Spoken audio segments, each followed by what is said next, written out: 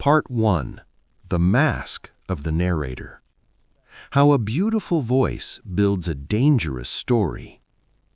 The novel opens with a voice that doesn't feel like it belongs to a criminal or a villain. It feels educated, emotional, even charming. Humbert Humbert speaks as if he is inviting the audience into a private confession, not an interrogation. This choice is intentional. Nabokov designs the opening so the reader is disarmed before they are alarmed. Instead of warning bells, you get elegance. Instead of blunt facts, you get performance. From the first pages, Humbert positions himself as someone who deserves to be listened to. He presents himself as sensitive, cultured, wounded, and misunderstood. This is not accidental. This is a psychological setup. By shaping how he is seen, he attempts to shape how his actions will be judged. He wants to be perceived as complex before he is seen as responsible. This is the first manipulation of the book, not of other characters, but of the reader. The narration constantly blurs the line between honesty and persuasion. Humbert does not simply describe events, he interprets them for you. He tells you how to feel about them before you have the chance to decide for yourself. His tone suggests that his suffering is central, that his emotional experience is the lens through which everything else should be understood. This framing quietly pushes other perspectives out of focus. The story becomes about his inner world rather than the real-world impact of his behavior. One of the most important elements introduced here is Humbert's habit of turning memory into justification. He describes early emotional experiences not as challenges to be worked through, but as defining forces that supposedly explain who he becomes. Instead of recognizing that people are responsible for how they handle their past, he presents his history as destiny. This transforms personal experience into an excuse. The implication is subtle but powerful. If something was shaped by the past, then it feels less chosen in the present. Nabokov uses this to show how people can rewrite their own lives to make harmful desires feel inevitable. The reader is not being asked to agree, but they are being forced to listen to the logic. This is what makes the book psychologically intense. You are not protected by distance. You are placed inside a mind that is actively constructing a story to make itself seem tragic rather than accountable. Language plays a central role in this construction. Humbert's words are polished, rhythmic, and filled with literary confidence. This creates a dangerous contrast. The beauty of the language competes with the ugliness of what it is used to defend. Nabokov is demonstrating how intelligence and artistry can be misused. Skill with words does not equal moral clarity. In fact, in this story, it becomes a tool for avoidance. The reader is constantly being pulled into moments of empathy that feel uncomfortable. You may find yourself reacting to Humbert's loneliness, his insecurity, or his emotional vulnerability before fully confronting the reality of what those emotions are tied to. This is not an accident. The book is designed to expose how easy it is to feel sympathy for someone who sounds thoughtful and self-aware, even when their thinking is deeply distorted. This section also establishes the theme of control through narrative. Humbert is not just telling his story, he is directing it. He chooses what details to emphasize and which to soften. He highlights his emotional pain while minimizing the broader consequences of his mindset. This creates an imbalance. The reader is fed a version of reality filtered through self-interest. The danger is not just in what is said, but in what is quietly left unsaid. By the end of this part, the audience should understand that Lolita is not a simple story about events. It is a story about perspective. It is about how a person can use memory, emotion, and language to construct a version of themselves that feels complex and sympathetic while avoiding full responsibility. The real tension of the novel is established here, not between characters, but between truth and the story someone tells to protect themselves from it. This opening teaches the reader how to read the rest of the book. You are not meant to trust the narrator completely. You are meant to listen carefully, question framing, and notice how emotion is used to redirect judgment. Nabokov is not asking you to be entertained by the narrator. He is training you to see how easily a skilled storyteller can bend perception. Part 1 ends not with clarity, but with a warning disguised as elegance. When someone controls the story, they can also control how responsibility is perceived. The mask is not just for other people, it is for the self.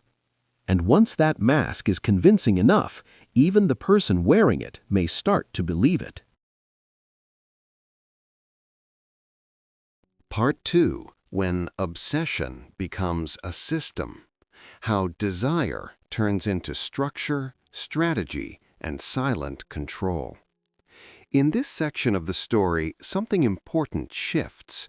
What began as internal fixation slowly transforms into external organization. Humbert's thoughts are no longer just emotional reactions. They start to take shape as plans, positioning, and situational awareness. The obsession is no longer floating in his head. It begins to influence how he moves, where he places himself, and how he interprets opportunities. What makes this phase especially unsettling is how ordinary it appears on the surface. There are no dramatic declarations of intent.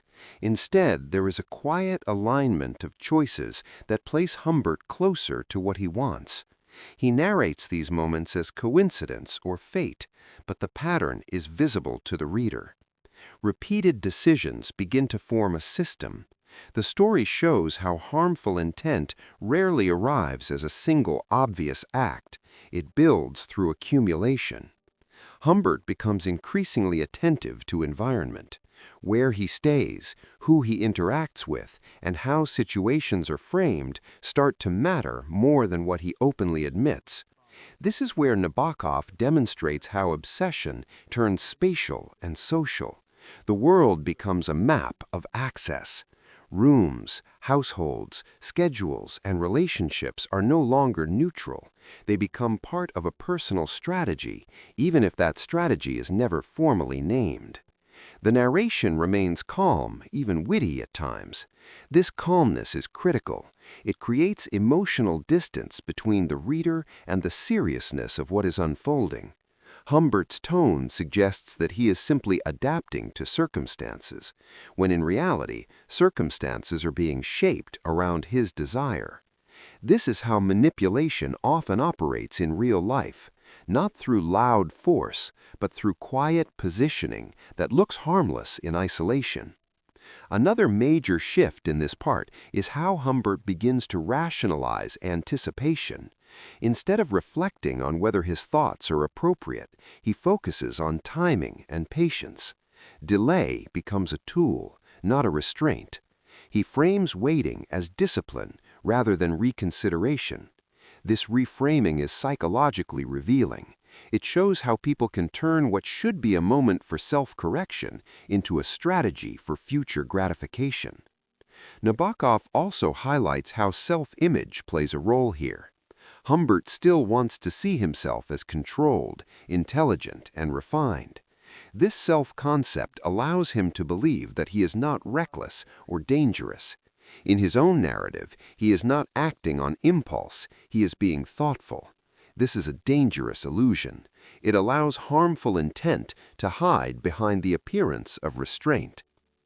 This section also exposes how power begins long before overt control. Power starts with interpretation. Humbert interprets situations in ways that favor his desires. He assigns meaning to neutral actions. He convinces himself that circumstances support his internal story.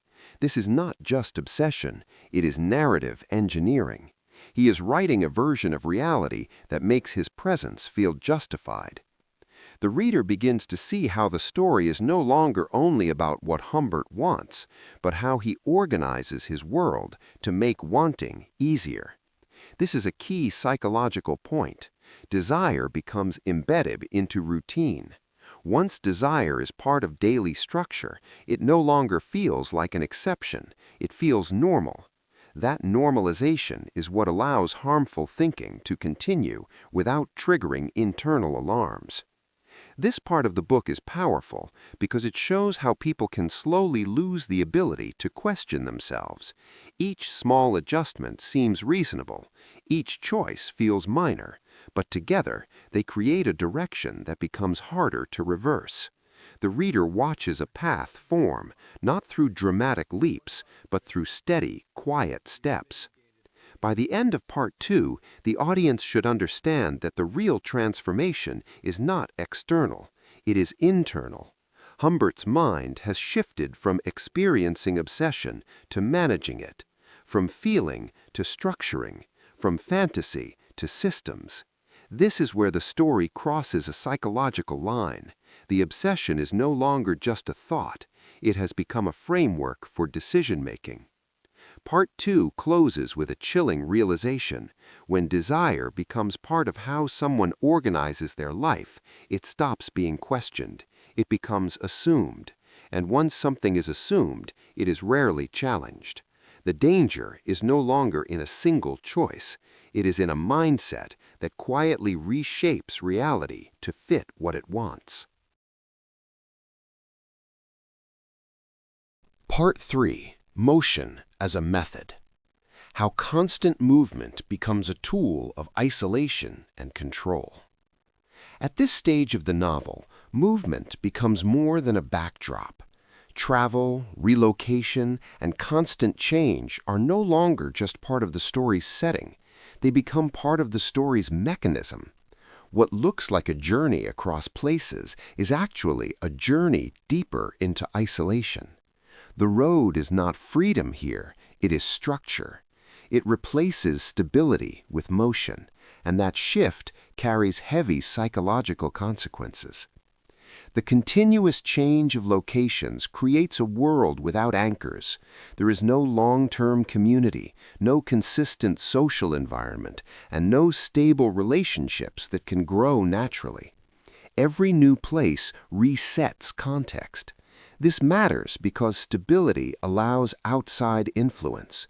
Stability allows other people to notice patterns, ask questions, and form connections. Constant movement quietly removes those possibilities.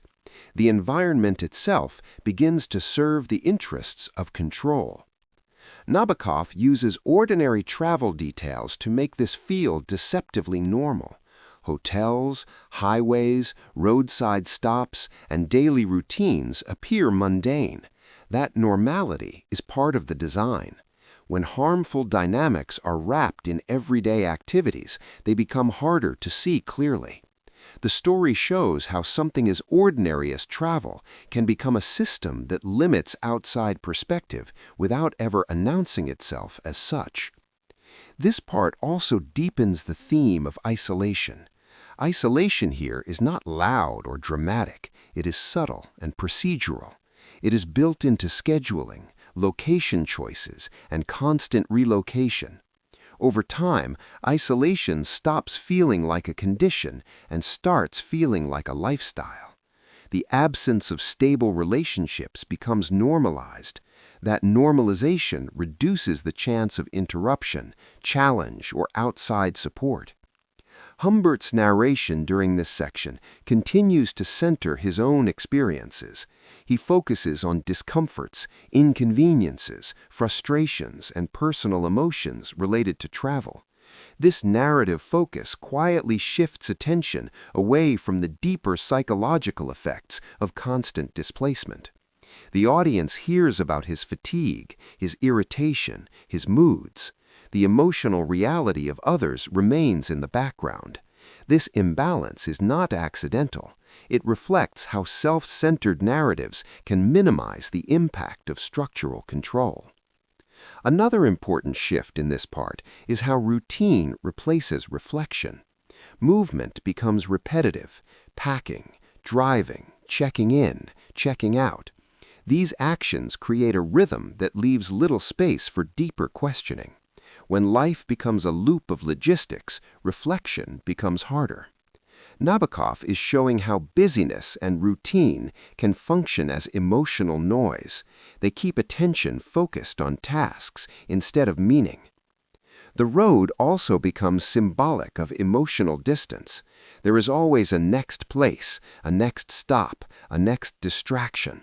This creates a forward motion that prevents full confrontation with consequences. When everything is temporary, accountability feels temporary too. The story reveals how motion can be used as a way to avoid stillness, and stillness is where difficult truths often surface. This section also explores how control can exist without overt force. Control is built into environment, timing, and dependency on movement. The person who decides where to go, when to go, and how long to stay holds power, even if that power is never announced. Nabokov illustrates how authority can be hidden inside logistics. Who chooses the destination becomes more important than who speaks the loudest. Emotionally, this part of the book carries a growing sense of unease. The reader may feel the weight of repetition, the lack of grounding, and the emotional thinness of constantly changing settings. This emotional effect is intentional. It mirrors the psychological flattening that can happen when life becomes a series of temporary spaces. Without roots, it becomes harder to form resistance, perspective, or a sense of normal boundaries. By now, the audience should see that travel is no longer just narrative movement, it is psychological architecture. The story's structure is being used to support the character's internal system. The world is shaped in a way that reduces friction, reduces oversight, and reduces interruption. The road becomes a controlled environment, disguised as freedom. Part 3 ends with a deeper understanding of how ordinary systems can be used to support harmful dynamics. Nothing here looks extreme on its own. That is the point. Control does not always arrive with drama. Sometimes it arrives with schedules, suitcases, and highways. The danger is not in the motion itself. It is in what that motion quietly removes: stability, outside connection, and the chance for reality to push back. Part 4. The Collapse of Control. When the system breaks and reality pushes back. In this phase of the story, the carefully maintained structure begins to weaken. The systems that once supported control no longer function smoothly. What once felt organized starts to feel unstable. The narrative tone subtly changes. Confidence gives way to tension. Certainty is replaced by suspicion. The story enters a stage where control is no longer assumed, it has to be defended. This is where Nabokov shows that manipulation is fragile by nature. It depends on constant maintenance, constant framing, and constant emotional management. When even small variables change, the entire structure becomes vulnerable. The reader begins to see cracks forming, not through one dramatic event, but through accumulated strain. Humbert's internal state becomes more volatile. His narration reflects heightened alertness and anxiety. He becomes more focused on what he might lose rather than what he has already arranged. This shift is psychologically important. It shows that control creates dependency. Once someone builds their identity around maintaining a certain dynamic, the fear of losing that dynamic becomes a dominant emotional force. Another key development in this part is the growing presence of uncertainty. Humbert is no longer fully in charge of the narrative flow. Other people's actions, independent decisions, and unpredictable behavior begin to interrupt his expectations. The story becomes less linear and more reactive. This loss of narrative dominance mirrors the loss of psychological dominance. This section highlights how control systems collapse under complexity. They work best in simplified environments with limited variables. As real life introduces unpredictability, the system begins to fail. Nabokov uses this to illustrate that manipulation requires a closed world. When that world opens, even slightly, the illusion becomes harder to sustain. The emotional tone also shifts from strategic to defensive. Humbert's mindset becomes focused on protecting what he believes is his. This introduces paranoia into the narrative. He begins to interpret neutral events as threats. This is a classic psychological pattern. When control weakens, perception becomes distorted. The mind starts scanning for danger everywhere. This part also reveals the cost of long-term manipulation on the manipulator. Maintaining control is exhausting. It requires constant vigilance, constant emotional calculation, and constant narrative adjustment. The reader can sense fatigue and strain beneath the polished language. The voice that once felt confident now feels tense. The story shows that systems built on distortion cannot remain stable indefinitely. There is also a subtle moral shift here. The story begins to move away from self-justification and toward confrontation with consequence, not in a clean, redemptive way, but in a destabilizing way. The narrative no longer flows smoothly because reality refuses to fit neatly into Humbert's internal story. The gap between his narrative and actual events becomes harder to ignore. This section is where power dynamics begin to reverse. The person who once dictated movement, timing, and structure now reacts to disruptions. Reaction is a form of weakness in a control-based system. It means the system is no longer setting terms, it is responding to them. Nabokov uses this reversal to show how control can unravel quickly once it is no longer reinforced by environment and narrative dominance. Emotionally, this part feels heavier and more unstable. The reader senses that the story is moving toward confrontation. The smoothness of earlier sections is gone. What remains is tension, uncertainty, and a growing sense that the constructed world cannot hold. Part 4 ends with the understanding that systems built on manipulation are not resilient. They appear strong only while they remain closed and tightly managed. Once reality intrudes, through independent choices, unpredictable behavior, or external forces, the system begins to fracture. Control gives way to chaos. The story prepares for its final stage, where consequence replaces construction. Part 5. After the illusion, reckoning, consequence, and the story beneath the story. The final stage of the novel is not structured like a traditional ending. There is no clean resolution that wraps everything into a comforting moral lesson. Instead, the story enters a space of aftermath. What matters here is not only what happens, but how the narrator tries to make sense of what has already been done. The focus shifts from building a system to explaining a collapse.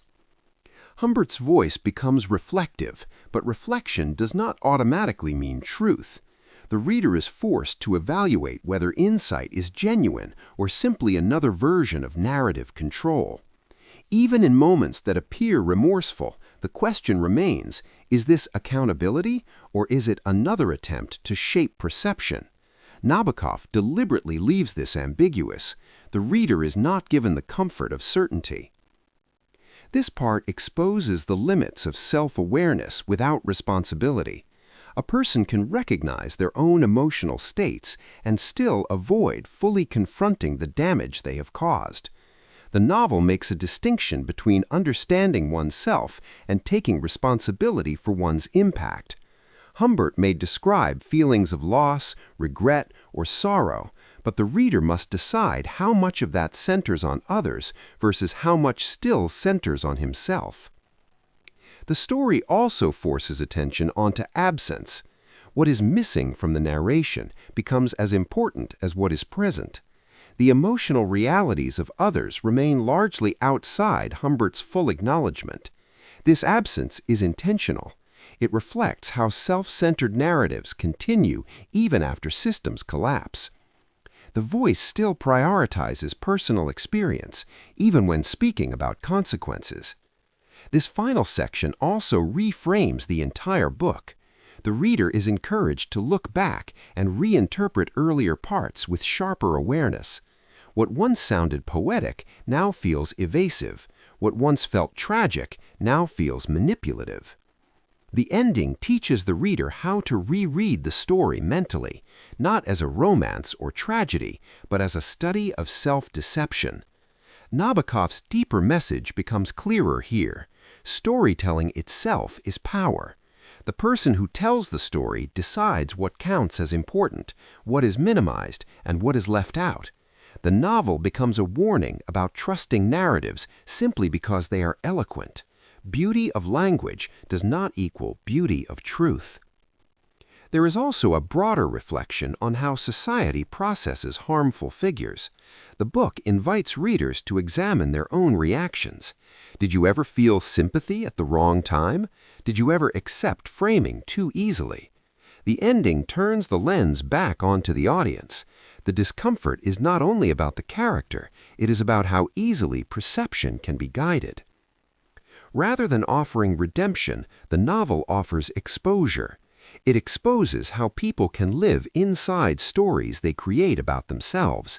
It exposes how intelligence can be used to avoid moral clarity. It exposes how emotion can be centered in a way that hides accountability. The reckoning is not just for the character, it is for the reader's relationship with narrative itself. The lasting weight of Lolita is not found in plot, it is found in structure and voice. The book leaves behind a psychological imprint. Once you finish it, you are more aware of how stories can be shaped, how sympathy can be directed, and how charm can mask distortion. The novel does not teach through instruction, it teaches through discomfort. The final takeaway is not about scandal, it is about vigilance. Nabokov is reminding the reader that eloquence is not innocence, that suffering does not erase responsibility, and a well-told story can still be a deeply dishonest one. The ending does not close the book neatly, it leaves a question hanging in the air. When someone controls the story, how much of what you feel is truly yours? Part 5 closes the series not with answers, but with awareness. The illusion is gone. What remains is a sharper understanding of how narrative, power, and self-deception can intertwine.